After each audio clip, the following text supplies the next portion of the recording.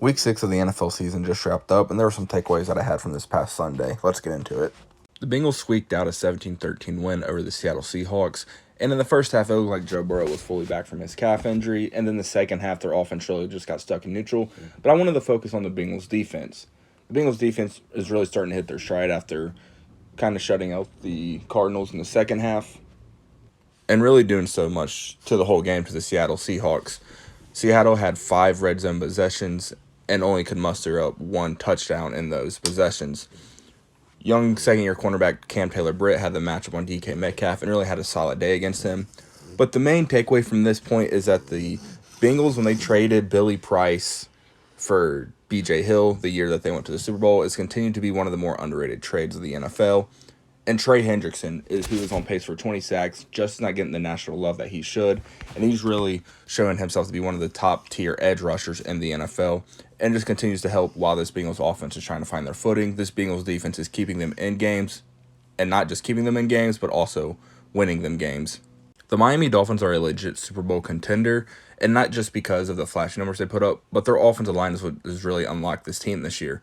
They're a more solid group up front. They're not getting beat like they were in the past. Yes, the gaudy numbers are insane for this Dolphins offense, as they're on pace for over 8,000 total yards of offense this year. That's never been done in the NFL. 7,000 yards has been done 5 times, but no team has ever had 8,000 total yards in a season for an offense, and the Miami Dolphins are on pace for that. Tyreek Hill looks to be a lock for Offensive Player of the Year. Tua looks to be solely in the MVP conversation, as he looks to be in an offense that really fits his skill set and his accuracy. The running back situation with Devon Achane and Raheem Mostert is arguably the best 1-2 punch in the NFL. And you have Tyreek Hill and Jalen Waddle on the outside. They just traded for Chase Claypool. I don't imagine he'll give them anything, but that's just another athletic dude that you can give a deep ball shot to. And this defense is missing Jalen Phillips and Jalen Ramsey, who has not played yet this year. And it seems to be Jalen Ramsey will be back at sooner rather than later, and this Dolphins team looks to take an even another step. The Mike McDaniel hire, when they hired him, had a little bit of pushback, but it just continues to look like the Miami Dolphins had a home run with him. His offense was the perfect for this offense. Just get a bunch of track stars. Tua, who's an accurate quarterback, just put the ball in space to these guys and see this offense take off. The defense is really stepping up. The offensive line looks to be a more confined unit than it was last year, and obviously the gaudy numbers that this offense is just putting up, and it doesn't look like anyone is going to be able to stop them outside of the Buffalo Bills. The New England Patriots are on Drake May / Caleb Williams watch. They have 1 win at this point of the year, and Mac Jones looks to have regressed a ton since his rookie season. I was not high on Mac Jones coming out of Alabama, but even I did not expect this level of play from him. His third play caller in 3 years has not helped, and New England has done him no favors, as well as they let Jacoby Myers walk to pay Juju. And Jacoby Myers is really flourishing in Vegas, and Juju's just really been nothing this year. Hunter Henry's been a nice addition for them, but they drafted Christian Gonzalez in the first round, who, before his injury, looked to be in the DPOY, the Defensive Rookie of the Year conversation. And they passed up on receivers like Zay Flowers, who's already flourishing, and even later in the draft, taking Keon White in the second round, they could have took a Josh Downs or one of those receivers that was still available, who was really looking to step into their stride in their NFL season. The Patriots got away with neglecting the offense for years because they had Tom Brady, and when you have the greatest of all time, you can get away with stuff like that. But when you have a young quarterback like a Mac Jones, you got to help him and give him as many weapons as possible. I don't know who the Patriots will look to do this offseason, if it includes Bill O'Brien coming back for a second year as play caller. They look to move on from Mac Jones, and if they are in that high, if they're going to be picking Caleb Williams or Drake May. But this is not a friendly environment for a quarterback. Everyone always wants to talk about the Browns' offense, and really so because of the Deshaun Watson contract, but we need to give love to their defense. Their defense is off to a historical start, the best start since 1972, and it's led by obvious stud Myles Garrett. They have J.O.K. at the linebacker spot and Grant Delpit and Denzel Ward in the secondary, just to name a few guys.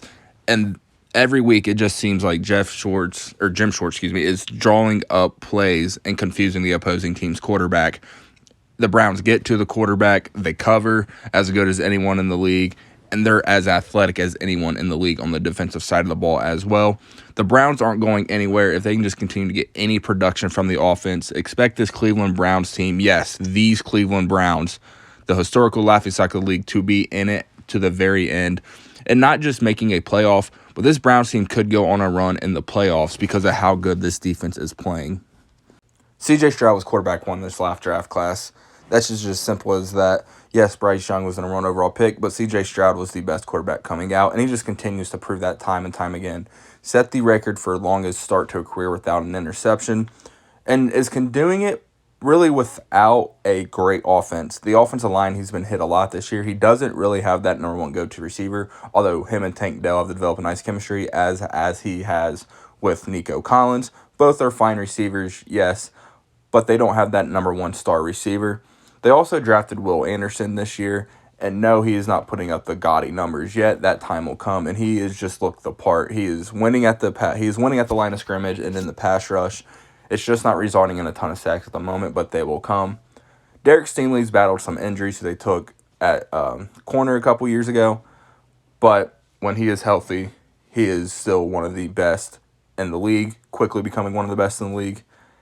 And a lot of people, when they traded with the Cardinals to get C.J. Stroud and Will Anderson, a lot of people thought that means the Cardinals would finish with the number one worst record, and then the Texans at the number two worst record and get their pick so they could get Caleb Williams and Marvin Harrison Jr. I never thought that was the case, and that points out from my tweet here on this bell back in May. I do believe the Texans will go out and sign a big-time receiver this offseason, but DeMeco Ryans just quickly took over what a lot of people thought was one of the worst, if not the worst situation in the NFL, and it's quickly turned around and is looking like to be a good head coach like a lot of people thought he would when he was a defensive coordinator for the San Francisco 49ers the last couple of seasons. The last thing I wanted to touch on was the Atlanta Falcons need a quarterback. Desmond Ridder is not the answer. Continues to make some questionable decisions to just be say the nicest way possible. Desmond Ridder, he's going to be a clipboard holder, a.k.a. he's going to be a backup quarterback for a lot of years. He's just not a starter. And in this quarterback class, I imagine the Falcons will either look to trade up to try to get somebody, or if they find someone that they like, they can get in the later rounds, take them. And it's not like the Falcons don't have a good roster. They drafted Bijan Robinson. They got Tyler Algier in the backfield as well. They have Jonnu Smith and Kyle Pitts at tight end. And then they have Drake London at receiver, who had 9 catches, and they finally got him the ball, and he really showed out. Desmond Ridder did throw for over 300 yards, yes, but 3 interceptions, threw it 47 times. You're going to throw for a ton of yards when you throw that drop back that many times. He's just got to clean up the interceptions. I don't believe in Desmond Ridder long-term as a starter, and I don't think the Atlanta Falcons do either. As always, thank you for watching. Please like and subscribe. Let me know down in the comments what were some of your takeaways from yesterday's NFL action.